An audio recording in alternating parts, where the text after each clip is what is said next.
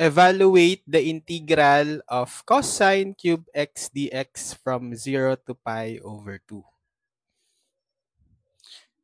So we can split the power first of cosine cube x as cosine squared x times cosine x dx. Then we transform cosine squared x in terms of sine squared x using Pythagorean identity.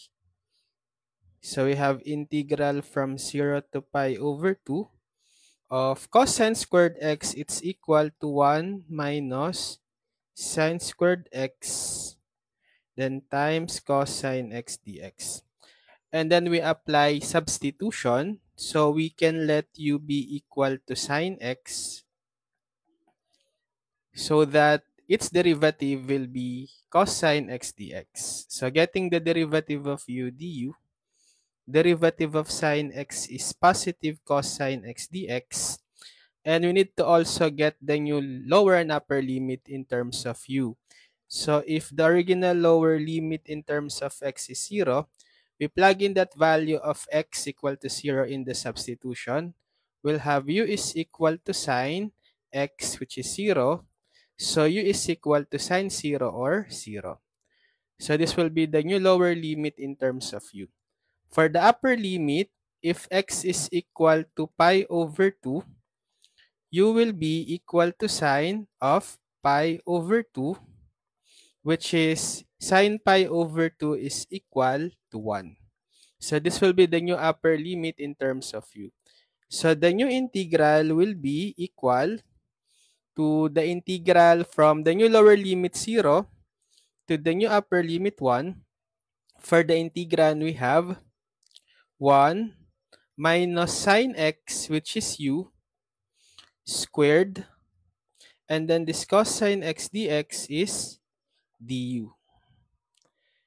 So we can evaluate the integral. The integral of 1 du, or the integral of du is u.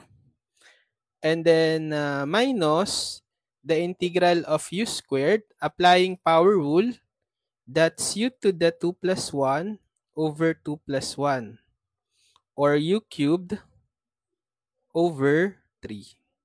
And then evaluate from the lower to upper limit 0 to 1. So let's substitute first the upper limit 1 to every u. We'll have u replaced with 1 minus u cube. So I have 1 cube over 3. Then minus, substitute 0, the lower limit to every u. We'll have 0 minus 0 cube over 3. Then we simplify. We have 1 minus 1 cube over 3, or 1/3. Then minus, this will be 0. So what we just have is 1 minus 1/3, or equal to 2/3. So this is the final answer.